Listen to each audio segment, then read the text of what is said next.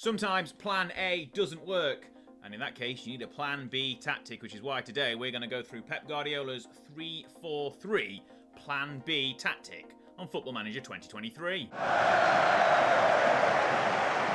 Okay, then here we go. We are Manchester City manager, and we are going to try out a new 3-4-3 tactic. It's Pep's plan B. When the 4-3-3 doesn't quite work, we go to this 3-4-3, and you could describe this as a 3-2-4-1, or anything. It's a 3-4-3. So there's 4 midfielders, 2 attacking, 2 defences, 2 wingers, which are forwards, and 3 defenders. You could move the attacking midfielders down into the centre of midfield, but I think it works better as they are as an attacking midfielder, because you've got De Bruyne as that support striker. We've got in possession, we've got shorter passes and play out of defence. Everything else is pretty much as standard tempo, that sort of thing. In transition, we're going to counter press, distribute quickly to the centre backs, taking short kicks, going through, working from the back all the way forward, and countering and pressing as well. High line of engagement or high press, higher defensive line, and trigger pressing much more often. We're also going to try and stop crosses before they happen rather than inviting them, and the wide centre backs are going to sort of act as wing backs. The sweeper keeper is just going to have these standard instructions, as is the central defender, and in fact the wide centre backs as well. They're just going to stay wider. I've not got any more extra instructions on them yet. Maybe to shore up the defence, that might need to happen. In the centre of midfield, we've got a Segundo Volante who can move into the channels, and an anchorman, basically to provide extra cover to the back 3. And then going forward, we've got an Enganche who is going to shoot less often, hold position, but dribble less and take more risks. He's going to find more dangerous balls through. And then we've got our shadow striker who's going to roam from position and basically get all around the park, move forward, move into the channels, dribble more, those sort of instructions. The 2 inverted wingers are going to be staying wider, so they're going to cut in from wider as well, on both sides, that is. And then up front, we've got a pressing forward who is going to shoot more often, which works fantastically well because it's Erling Haaland, so he should shoot all of the time because he generally scores. That is the tactic in a nutshell. We're going to simulate a full season forward on holiday and have a look at how it works in-game. So here we are. You can see I've not been sacked, which is always a good start. We are first in the Premier League, but only by goal difference. We have not won the Champions League, but won the FA Cup and the Carabao Cup as well. But we'll have a look at this, basically, because Erling Haaland's got 83 league goals and 128 in 60 games. That is ridiculous. 83 Premier League goals in 38 games. 128 in all competitions from 60. That's ridiculous. This tactic has created a goal machine. Wow. Okay, we'll have a look at the league table. 136 goals for, 5 defeats. We lost 5-0 to West Ham, 5-4 to Leicester, 3 draws and 30 victories. We'll have a look in a second at all of that. 55 goals against is the issue, but the goals for is 136, which is 30 more than our nearest rivals. So we've won on goal difference, but that's okay. We've still won. We kind of left it late towards the end of the season. But as this is a plan B tactic, you probably aren't going to use this tactic in every single game anyway. So this is a little bit of a misnomer. You'll use it when you need to use it. We lost in the Champions League quarterfinals to Liverpool, who ended up going on to win it by the look of things. So they beat Bayern in the final.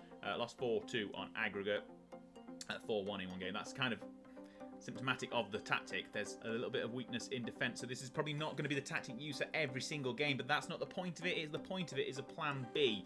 We're going to have a look at this Aston Villa 5-1 victory and watch the key highlights, because I think this kind of sums up what you get from this tactic and some of the build-up play and some of the goals from Haaland, who got 5 in this game, obviously, because he's got 83 in the Premier League all season. But it also is symptomatic of the kind of goals you concede rather, in this game. So we're going to start just watching key highlights. We're going to flick the pace on as well, I think. I don't think I flicked the pace on. We'll flick the pace on, as you can see here. Aston Villa have got the ball, so we're going to press them. You can see the constant pressing there, and that's a lovely header 1. And then it's going to go back. We're going to go back to the goalkeeper and build forward. Pretty standard tempo, not a too fast a movement. So we're setting ourselves up and waiting for the opportunities to come. You can see the back 5, so the 3 defenders and the 2 central defensive midfielders are all passing around nicely. Walker is acting as a wing back, as you can see on both sides, and then De Bruyne has got it. Grealish, as the Enganche here, has gone through, cut inside. Haaland scores a lovely finish. A great fluid movement, starting off slowly at the back, and as soon as the space opens up for those attacking midfielders, the Enganche and the shadow striker, They make the move, and it goes straight like that. It's like a bullet through. So we go all the way back again here. This is probably going to be another sort of... This one doesn't lead to a goal, though. But Laporte and Walker are acting as fullbacks, these wide centre-backs here. Lovely quick passing. Once it gets into that final third, and then De Bruyne has ran into space, moved into channels, Haaland probably should have scored there. But he didn't, but he does get 5 in this game, so don't worry. The corner probably isn't going to lead to much, but we'll see how it plays out. It might go back all the way, and we'll see as build another attack. No, we don't. Okay, so starting again at the back, the next highlight. It's still 1-0. This one leads to a goal, though. De Bruyne's lovely pass finds Haaland, and you just need half a chance for Haaland, and he'll score. But as a pressing forward who shoots more often, that is kind of what you want. You want him to be basically given the opportunity to shoot at every opportunity, and if you've got a striker of quality Haaland, it will work. So again, this is another highlight which is building from the back. It's going through the 3 centre-backs, who are nice and wide actually. They're not too tight and close together, and we'll see on defence when we get a defensive highlight that the central defensive midfielders drop back as well. So here's the inverted winger coming in from wide, cutting in from really wide, getting onto the end of that ball, Foden, and feeding Haaland for his hat-trick inside the first half, 35 minutes. But this is a bit defending, and it's going to be building from the back again. We're letting ourselves set here. You can see we're setting. The wide centre-backs have come back to receive the ball, and it's sort of, it's almost like a WM in that sense. The defence is sort of that sort of staggered approach with the defensive midfielders. But Rodri has dropped back, and you can see the building, and once again, the winger has cut in from wide, giving De Bruyne space, finding Haaland. Haaland probably should have got his 5th goal there, but he's only got 3. But another lovely movement down this far side with the inverted wingers cutting in from really wide, creates that extra space for the shadow striker, and well, the shadow striker in particular, and the Enganche to have more space to do more damage with the ball. This is another corner, but it's going to take... okay, so Aston Villa are going to attack here, but the pressing right immediately as we get the opposition on the ball, pressing, taking the space away from them, and that's a ball over the top, but it's snuffed out. Rodri is dropping back as the anchor, creating that 4th centre-back essentially on defence. And we're going to build once again, slowly setting the position. You can see the attacking line setting itself up as the defenders have got the ball.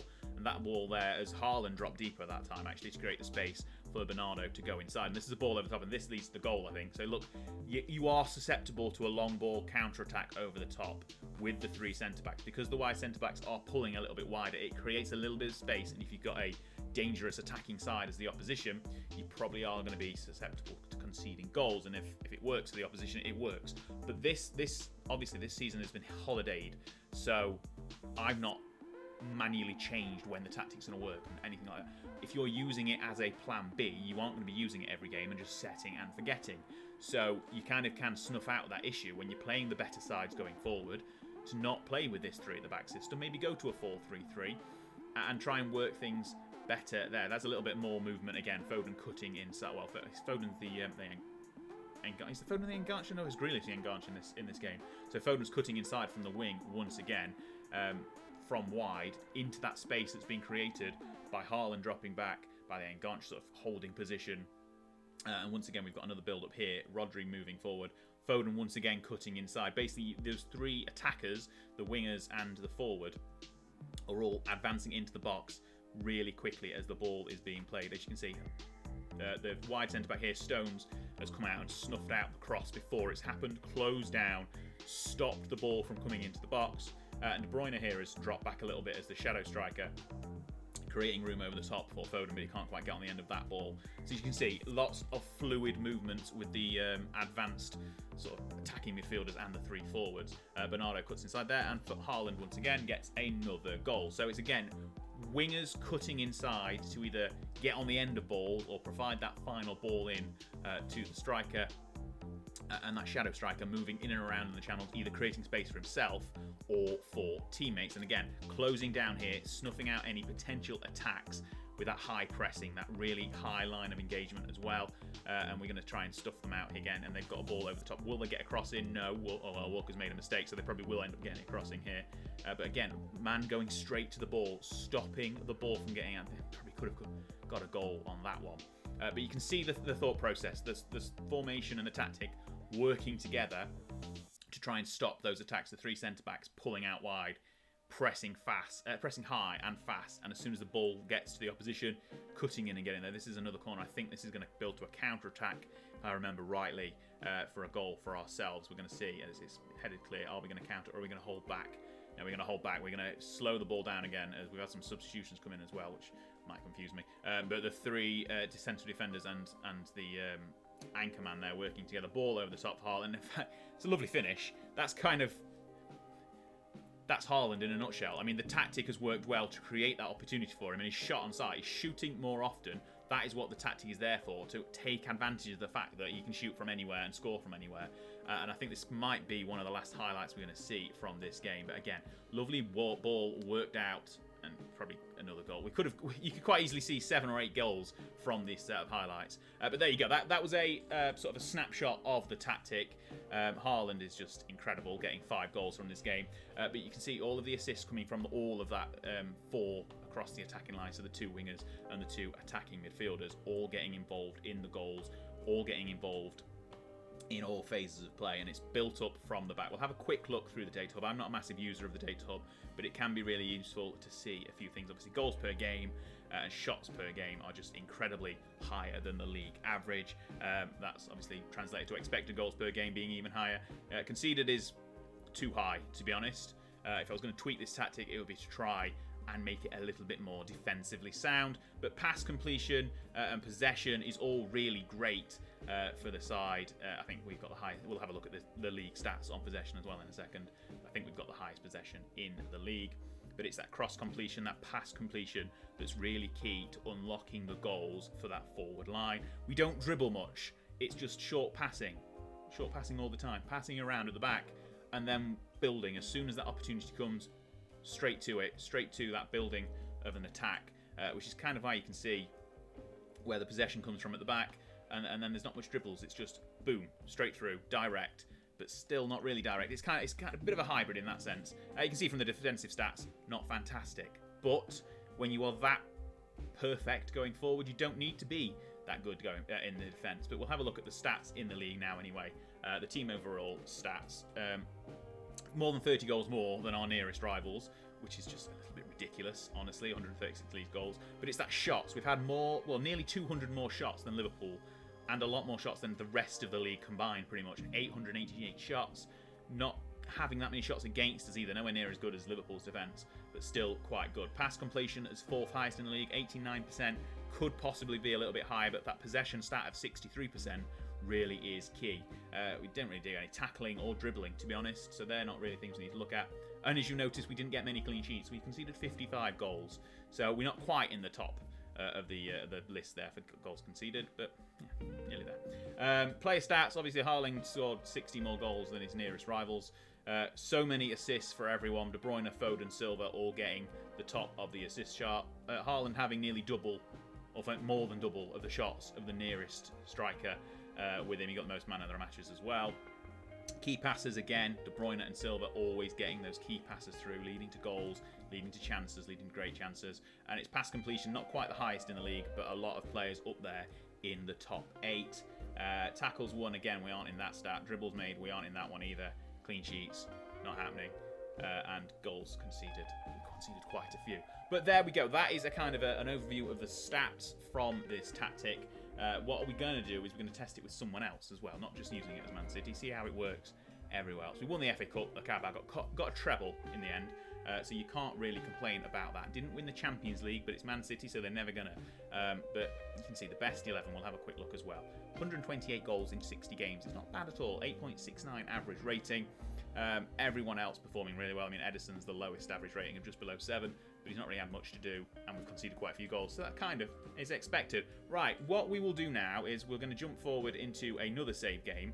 We're going to become manager of Rochdale, who are predicted to finish 24th in League 2 and are struggling in the real world, and we're going to see if we can try and save away from relegation with this 3-4-3 tactic. It's the same tactic as before. We're going to simulate forward a season, holiday it, and see how we get on. And here we are. We are still in charge of Rochdale. We haven't been sacked. I mean, the game sees it as a 3-2-5, which is interesting. Anyway, it's a 3-4-3, and we've got 32 goals for Damani Mella. We haven't got into the playoffs, we can see that, or at least not into the playoff final. We have finished 15th, which is not bad. Considering we were expected to finish 24th, we've ended up being 13 points clear of relegation. Goal difference is -1. We scored a lot of goals, which probably means we've conceded a lot of goals as well. If we have a look at the other competitions, we've done well. We've not been relegated. We've lost a few games towards the end of the season. First round of the FA Cup, second round of the Carabao Cup, knocked out in the Papa John's Trophy as well. Kind of, once the tactics sort of settled in and we came a bit stronger in October, we've been very solidly mid-table, which is always, you know, what you expect when you're supposed to be fighting off relegation. You have a good campaign. Started out losing quite a lot of games, but once we got into October and a bit of a good run of form, unbeaten in the league in October, which is really good, 2 draws, 4 victories. And then from there, it's kind of been a bit spotty, but from the new year, again, performing quite well. Tailed off towards the end of the season, lost out on that push for playoffs. But we have a look at the stats here. So 84 goals scored, 85 conceded. So with a less sound defence and a less clinical strike force, you can see that you still saw loads of goals, but still concede far too many. But again, as a plan B, as we mentioned, as a plan B tactic that you are using for situations where your normal tactic might not work or isn't going to work as effectively, this is going to be really, really good. Great possession once again, 60% possession, 720 shots, 84 goals. That's not really bad for a side who should have been relegated. Top goal scorer, 31 in 46. Not as good as Haaland, but still really good. And we've got that pass completion up there as well, 93%, 91%. Plenty of assists as well, loads of shots. And it's a tactic that works. It's going to create goals, both ends of the pitch. It's goals galore. You're going to get plenty of goals scored, but loads of goals conceded as well. So you need a good defence. And probably, if we were to re-evaluate this tactic, we'd shore up that defence a little bit more. But as a plan B, a 3-4-3 that you're going to use sparingly, probably not every single game of the season, or definitely not against the good sides who can really make you pay with their attacks, this might not be the tactic to use, but it is definitely a good tactic to get loads of goals, and if you've got Haaland up front, he's going to get more than 100. So if you enjoyed this tactic, please go and download it. There'll be a link in the description down below. And let us know how you go on using it. You can fill it in on the tactics section of the Sort It Out SI website and fill in your results on there. I'll put the results of these 2 simulations on there as well. And let us know in the comments if you think the tactic works as either a plan A or a plan B, which is what it's designed for. And if you've enjoyed it, check out this video, which is going to pop up right now. See you next time.